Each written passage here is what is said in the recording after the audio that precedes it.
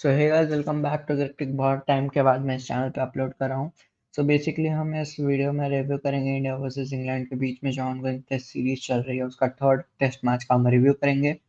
मोर और लेस मैं कंसिस्टेंटली इसलिए अपलोड नहीं कर पा रहा बिकॉज मेरे एग्जाम्स चल रहे हैं and also I will be uploading soon. मैं कंसिस्टेंट रहूँगा बट ये टेस्ट सीरीज मैं अच्छे से कवर नहीं कर पाऊंगा। आपको पहले बता देना चाहता हूँ, ये टेस्ट सीरीज जैसे ही खत्म हो जाएगी वो पांचों टेस्ट मैचेस का रिएक्शन और रिव्यू आपको एक साथ चैनल पर मिल जाएगा most probably. So getting started, like मैंने बहुत टाइम से अपलोड नहीं करा था, सो थॉट कि टेस्ट मैच का रिव्यू अपलोड कर दूं। इंडिया की परफॉर्मेंस बहुत अच्छी थी, इंडिया ने एक डोमिनेंट विन हासिल की। तो हम देख लेते हैं इंडिया के लिए ओवरऑल क्या पॉजिटिव्स थे इस मैच में और क्या इंडिया की जो नोट्स है उसको आगे जाने वाले मैचेस में एम्प्लॉय करके और अच्छी अच्छी विक्ट्रीज ले सकती है। सो बेसिकली मैं इस मैच का पूरा रिव्यू नहीं करूंगा कि लाइक पिच ऐसे बिहेव कर रही थी, ये हो रहा था, वो हो रहा था। बेसिकली हम इस रिव्यू में देखेंगे कि इंडिया के लिए की फैक्टर्स क्या थे, इंडिया के लिए पॉजिटिव्स क्या थे, उसके जा और हम ये भी देख सकते हैं कि इंडिया की प्लेइंग 11 या इंडिया की टीम कैसा परफॉर्म कर रही है वर्सेस इंग्लैंड एंड इंग्लैंड का जो प्लेइंग स्टाइल है which is Bazball. So Bazball के सामने इंडिया की एक ये बेसिकली रिपोर्ट कार्ड है कि थर्ड टेस्ट मैच में इंडिया ने बैसबॉल के सामने कैसा परफॉर्म किया। एंड ऑल्दो कि बैसबॉल इतनी इफेक्टिव नहीं है, जैसे कि हमें सबको पता है कि इंडिया में आपको एक प्रॉपर बैटिंग अप्रोच लेके आनी होती है। आप ऐसे ही कोई भी बॉल को मारने नहीं जा सकते हो, क्योंकि आपको पता है कि इंडिया की जो पिचेस होती है वहाँ पे बॉल अच्छा खासा स्पिन होती है, वहाँ पे बॉल टप्पा खा के टर्न बहुत अच्छा होता है। So you can not go and slog every single ball. उसमें आपका एक बॉल मिस टाइम हो जाएगा, एज लग के बॉल खड़ी हो जाएगी, आपका विकेट चल जाएगा। एंड आप इंग्लैंड जब भी यहाँ पे खेलने आती है, इंग्लैंड के सिर्फ एक ही स्ट्रैटेजी होती है कि आप अगर आप इंडिया में खेलने आ रहे हो तो आप बस स्वीप शॉट्स मार रहे हो। Sweep shot is not the solution to play spin bowling. It's just like saying that कि फास्ट बॉलिंग आ रही है, बॉलर बाउंसर डाल रहा है तो आप हर वक्त पुल शॉट मारने जाओ। कभी ना कभी बॉल का बाउंस अनइवन होगा। फॉरेन कंडीशंस में आपका बैट का अपर एज या इनसाइड एज लग के बॉल सीधे खड़ी हो सकती है। That's not an approach to play spin bowling. आप हर बॉल को स्वीप नहीं मार सकते, आप हर बॉल को रिवर्स स्वीप नहीं मार सकते। And also the reason India plays so good in India is, in short अगर मैं आपको बताना चाहूँ, इज ड्यू टू कि उनके पास इतने एक्सपीरियंस स्पिनर है। जडेजा एंड अश्विन, आप जितना भी लाइक उनको रेट करें, personally I think Jadeja and Ashwin is the best spin bowling pair in current world cricket. Spin bowling pair में आपको जडेजा और अश्विन से अच्छा पेयर आपको कहीं देखने नहीं मिलेगा। The only good spinner other than Ravindra Jadeja and Ravichandran Ashwin is Nathan Lyon, जो कि ऑस्ट्रेलिया के लिए खेलते हैं। ये these are the top three current spinners in world cricket right now, जिसमें से दो इंडिया के पास है। इंडिया के पास स्पिन पिच का एडवांटेज है, बट जैसा कि हमें इस मैच में पता है कि ये मैच में आपको स्पिन एक प्रॉपर डिसाइडिंग फैक्टर नहीं दिखा था। जो भी इंग्लैंड ने अपने विकेट थ्रो अवे किए हैं, आई वोंट इवन से जो विकेट्स गिरे हैं, उन्होंने पूरे अपने विकेट्स थ्रो अवे किए हैं।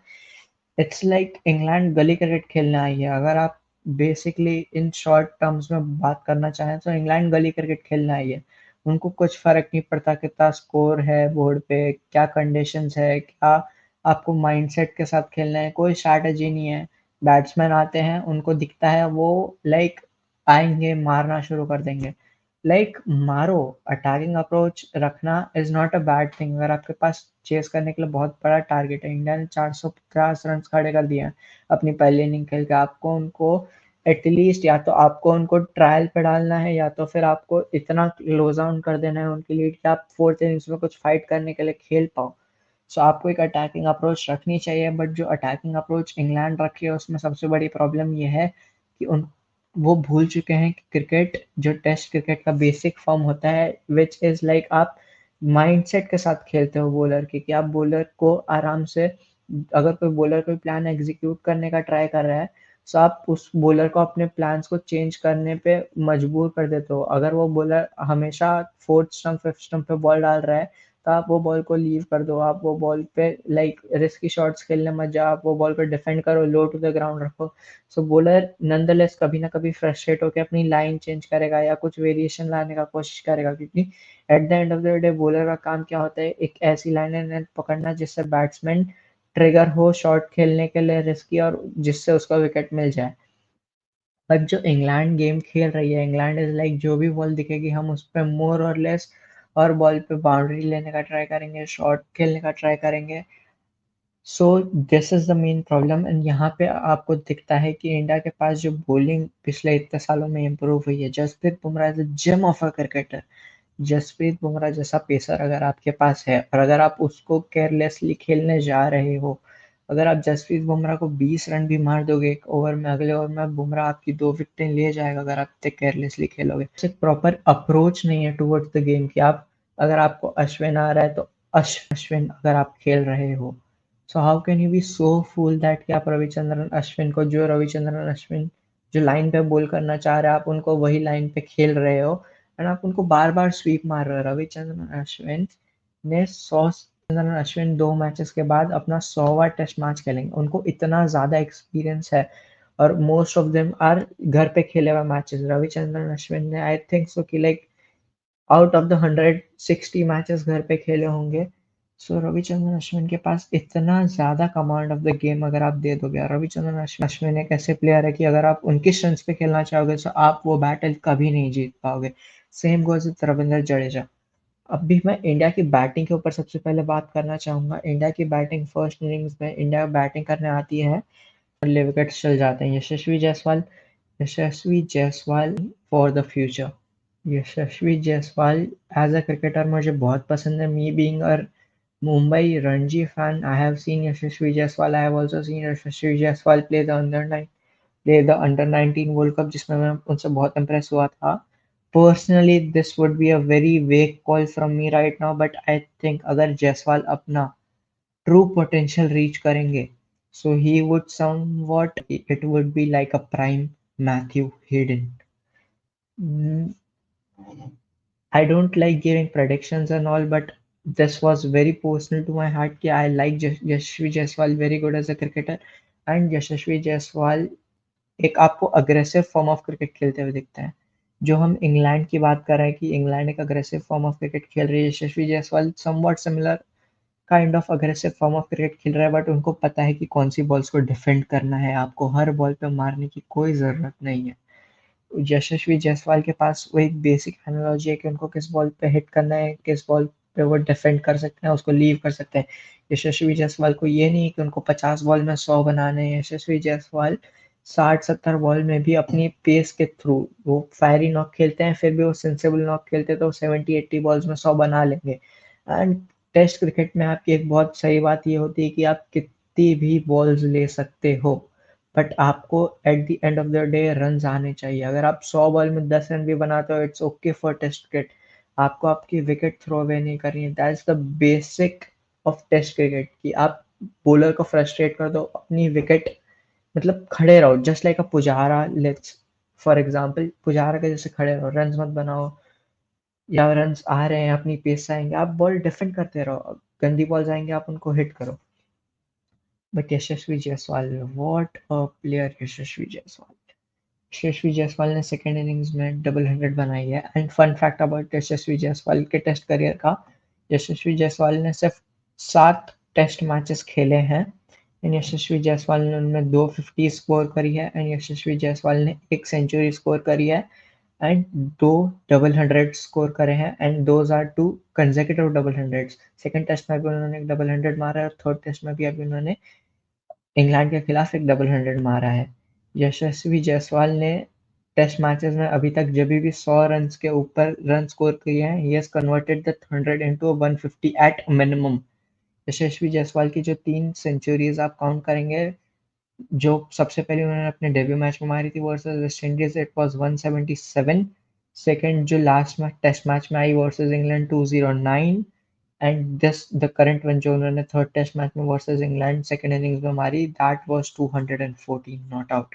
So that are some crazy insane stats for like just like a youngster like for a youngster like Yashasvi Jaiswal. These are like somewhat unachievable numbers, but Yashasvi Jaiswal made it very simple.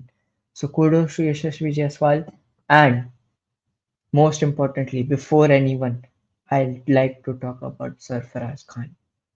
Sarfaraz Khan को अगर आप खेलते हुए देखोगे, सो आपको उनके साथ एक पर्सनल कनेक्ट फील होगा। जस्ट फॉर द रीज़न कि उनको जिस वे से वो इस साइड में आए हैं, वो रीज़न अगर आपको पता होगा, वो स्ट्रगल आपने देखा होगा सरफराज खान का कि उन्होंने डोमेस्टिक में लगातार 2 सीज़न 100 का एवरेज रखा, उसके बाद 80 का एवरेज उनका domestic cricket, Ranji level cricket, which is like the highest level of cricket in India after the international level. This is national level competition of India, जहाँ पे इंडिया के बेस्ट क्रिकेटिंग प्लेयर्स खेल रहे होते हैं to get into the Indian team. वहाँ पे आप इतना अच्छा परफॉर्म कर रहे हो, 100 का एवरेज आ रहा है, एंड आपको सिलेक्ट क्यों नहीं किया जा रहा? जस्ट कॉज आप फैट दिखते हो, जस्ट कॉज लोग ने आपको एक टैग दे दिया कि आप फिट नहीं हो। सो मेरा बेसिकली, अगर कोई भी किसी को क्रिकेटर का फैट बोलता है या उसको बोलता है कि आप अनफिट हो, सो बेसिकली बीसीसीआई, अगर आपको नहीं पता होगा तो बीसीसीआई आप बिफोर प्लेइंग एवरी मैच एक टेस्ट कंडक्ट करवाती है which is known as the yo test. So अगर आप यो टेस्ट में मिनिमम 17 का स्कोर नहीं अचीव करते हो, so you are declared unfit to play the match. अगर आपका यो टेस्ट हर मैच के पहले होता है, no matter how good of a cricketer, how great of a cricketer you are, अगर आपका यूए टेस्ट में 17 का स्कोर नहीं आता है, 17 से ज़्यादा का स्कोर नहीं आता है, so you are declared unfit for the match, and आपको मैच नहीं खेलने दिया जाता। सो अगर ये सो अगर Sarfaraz Khan is passing that yo test, अगर उनका 17 से अच्छा स्कोर आ रहा है, रिगार्डलेस ऑफ द फेशियल और लाइक स्ट्रक्चरल फीचर्स, आपको उनको फिटनेस पे क्वेश्चन नहीं करना चाहिए। अगर वो थोड़े अनफिट भी हैं, so like hypothetically let's assume अगर वो थोड़ा unfit भी है, so haven't we seen like unfit cricketers like achieve great things? The biggest example for it is Pakistan, our neighbor। Shin में इंजमाम उल हक खेलते थे। इंजमाम उल हक को अगर आप ऐसे शक्ल से देखोगे तो इंजमाम उल हक आपको कभी भी एक फिट प्लेयर नजर नहीं आएंगे, but Inzamam ul Haq on his cricketing brilliance is the highest run scorer for Pakistan in international cricket। So just like that आप सरफराज को डिस्कार्ड नहीं कर सकते। अगर वो इतनी अच्छी परफॉर्मेंसेज दे रहा है, आपको उसको सिलेक्ट करना होगा। And literally the story which Sarfaraz Khan has, जैसे कि वो इंडियन स्क्वाड में आए हैं एंड ऑल दैट स्टफ, उसकी वजह से आपको एक पर्सनल कनेक्ट फील हो जाता है with Sarfaraz Khan, and you want that guy to do good for India. And I वो इंडिया के लिए आगे आने वाले समय में बहुत अच्छा परफॉर्म करें। सो सरफराज खान को डेब्यू मिलता है, सेम ध्रुव जुरैल को भी इंडिया के लिए डेब्यू मिलता है, उसको डेब्यू मिलता है इंडिया के लिए खेलने के लिए, एंड दोनों ने डिसअपॉइंट नहीं किया। Sarfaraz Khan got unlucky in the first innings कि वो जडेजा के कॉल पे रन लेने के लिए आगे आ गए, बट रन आउट हो गया, बट दैट्स ग्रेट। कभी कभी आप अनफॉर्चुनेट रीजंस की वजह से रन आउट हो जाते हैं। I won't like properly criticize Jadeja for it कि लाइक गेम है, चलता रहता है, कोई ना कोई कभी कभी रन आउट हो जाता है, it's okay. And also the second, दोनों इनिंग्स में सरफराज ने 50 प्लस स्कोर्स मारे हैं, एंड दोनों इनिंग्स में सरफराज बहुत कन्विंसिंग लग रहे थे। सो आई थिंक सो कि सरफराज को अभी इस इंग्लैंड सीरीज में जो बचे हुए 2 मैचेस हैं उनके लिए भी चांस मिलना चाहिए, एंड लाइक उनको एटलीस्ट इंडिया को सरफराज को एटलीस्ट एक अश्योरेंस देनी चाहिए कि he would be considered for the Indian team squad nonetheless, की अगर इंडिया इंडिया में खेल रही है कि अगर इंडिया कहीं और खेल रही है। आई डोंट जज, and first of all I am not saying on the basis कि लाइक सरफराज अहमद ने इस टेस्ट मैच में अच्छा परफॉर्म कर दिया है तो सरफराज अहमद को लाइक एक प्रॉपर रेगुलर बना दो। मेरी बेसिक एनालॉजी ये है कि कोई भी प्लेयर को आपको उसके 4 या 5 एक दो सीरीज के बेसिस पे, एक 4-5 मैचेस के ऊपर जज नहीं करना चाहिए। You should have at least a bracket of 1 to 2 series.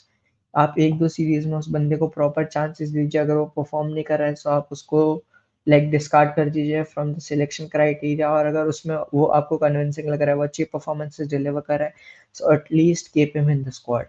So I think so कि सरफराज अहमद ने इस टेस्ट मैच में बहुत पॉजिटिव दिखाए हैं, सो आई थिंक सो कि हमें उसको भी ये सेम ब्रैकेट में डालना चाहिए। हमें उसको लाइक एक दो सीरीज देनी चाहिए, उसकी परफॉर्मेंस के बेसिस पर फिर हमें आगे कॉल लेना चाहिए।